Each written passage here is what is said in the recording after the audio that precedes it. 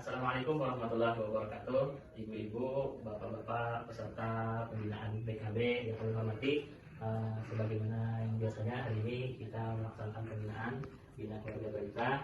Hari ini insya Allah kita akan menyampaikan tentang temanya pelanggaran atau kekerasan terhadap anak.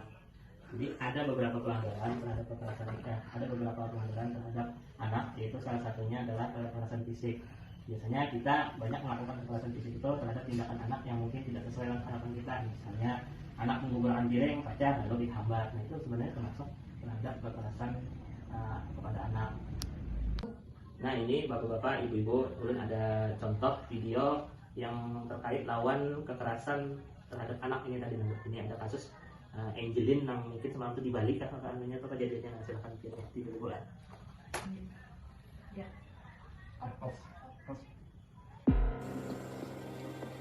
Usianya 8 tahun, ditemukan dalam keadaan lebam, dan tak lama sang anak pun menghilang. 2 menteri ditolak saat bertandang, dan akhirnya ditemukan terkubur di dalam halaman. Sebuah kekejaman yang dilakukan orang jahat tiba-tiba menyeruak, mengusik, dan melampaui akal sehat.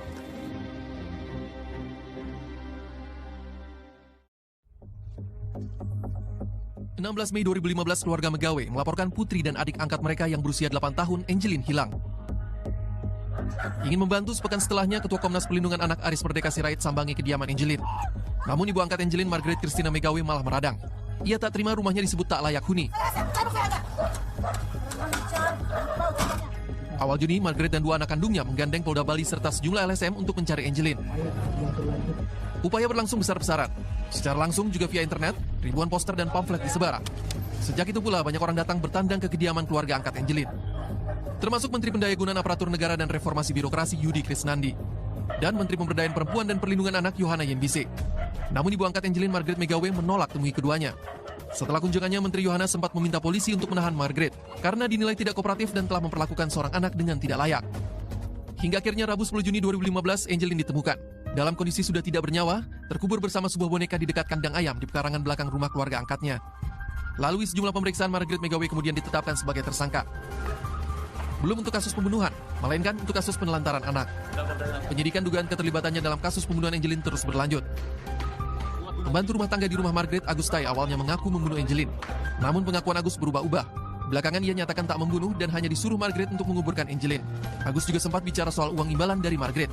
Margaret Christina Megawe yang sudah ditahan polisi sejak 14 Juni tak lagi akan jalani pemeriksaan sebagai saksi pembunuhan, melainkan sebagai tersangka pembunuh putri asuhnya sendiri, Angelin. Ini aja yang kalau ulun sampai kementerian masalah kekerasan terhadap anak atau pelanggaran terhadap anak. Kalau ada anak-anak yang tak ponakan, silahkan dulu Pak. Apa yang mau ponakan? Assalamualaikum, Lun kan punya anak yang masih balita dan kebetulan juga Lun bekerja di luar rumah sehingga anak kan bersama pengasuh atau kadang sama kakek neneknya. Nah, apakah Lun termasuk Lun pegawai anak dikarenakan Lun tidak optimal dalam memenuhi hak-haknya? Lalu bagaimana sebagai ortu melindungi anak dari berbagai kekerasan yang marak terjadi? Takut juga Pak, anak ini kan sudah selesai SD, nyanyi sudah main handphone kayak gitu tuh. Pak caranya ya melindunginya tuh supaya terhindar dari pornografi. Ini kan banyak kok beredar-edar di situs-situs macam-macam. Pak caranya melindunginya dari itu tuh. Ulun bertakun dulu Pak, tadi kan habis melihat video ini kan hitungannya kekerasan ekstrim. Nah yang ulun takut-takutnya mungkin yang sederhana, misalkan anak ulun kan masih 4 tahun, kadang ulun suruh bantu ibu jualan, berkeliling itu termasuk kekerasan juga Pak. Soalnya jadi kepikiran habis melihat video tadi itu, apa hal sederhana kayak itu bisa disambat kekerasan juga. Makasih Pak. Nah, untuk lebih jelasnya, Bapak-bapak, Ibu-ibu menanggapi pertanyaan Pian yang mungkin belum puas tadi, kita menghadang penyuluh KB-nya ini dia langsung menjelaskan tentang kekerasan terhadap anak. Nah, kita hadangin dulu pula, sedikit sebentar lagi datang.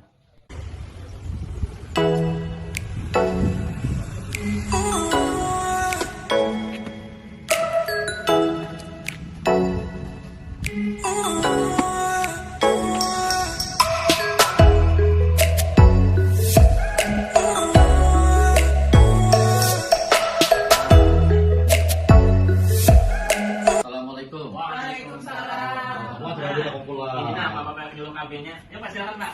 Alhamdulillah. Ini apa tadi kata nelfonnya sudah Pak? Ini Pak, ini kan kami ada pembinaan masalah kekerasan terhadap anak. Nah mungkin ada beberapa peserta pembinaan ini mungkin yang kurang puas dengan jawaban bagiannya itu kan mempertanyakan dari apa ya? Oh, ada yang memberikan kesempatan ya. Dari pertanyaan tadi, saya mencoba untuk memberikan jawaban. Nanti kalau terdapat nanti kita perdalam lagi. Yaitu pertanyaannya cara melindungi anak dari kekerasan. Kemudian yang kedua, menghindari terjadinya pornografi pada anak melalui media sosial, gadgetnya. Kemudian bagaimana anak yang membantu orang tuanya bekerja, apakah itu termasuk tindak kekerasan? Nah, baik.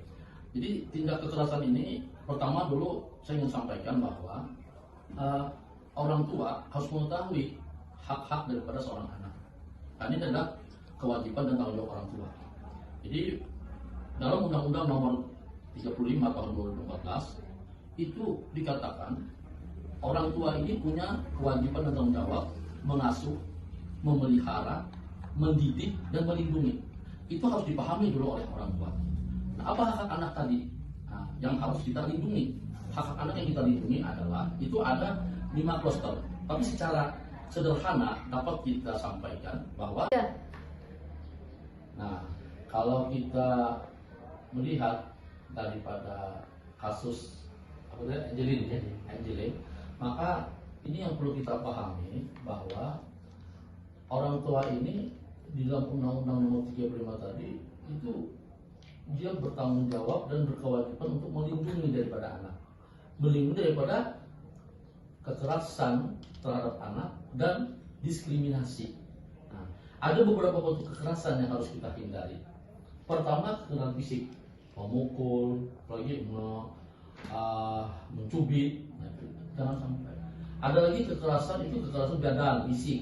Ada lagi kekerasan daripada mental, psikologis, tertekan dia, dimarahi, tertekan batin dia. Nah, itu tidak boleh, itu kena undang-undang nantinya. Kemudian lagi kekerasan daripada seksual, termasuk jawaban tadi yang pornografi tadi. Maka kita harus bagaimana bisa mengawasi anak-anak kita dalam bermain gadget tadi. Harus dalam pengawasan kita. Jangan sampai anak dibiarkan begitu saja. Kemudian penelantaran anak, dibiarkan anak terlantar, anak yatim, itu juga bentuk daripada kekerasan. Dan termasuk juga adalah mengeksploitasi anak berupa dipekerjakan oleh orang tua sementara dia masih usia anak yang mestinya dia itu punya hak untuk mendapatkan pendidikan. Hak pendidikan dia itu akan terampas dengan dipekerjakan tadi. Nah, itu dan juga ada beberapa bentuk kekerasan yang lainnya. Nah, saya kira ini bisa dikira sudah dipahami ya, Kader ya. Nah, saya kira ini saja. Nanti kalau lebih jelas nanti kita bolehlah kita berdiskusi lebih banyak lagi. Terima kasih. Assalamualaikum warahmatullahi wabarakatuh.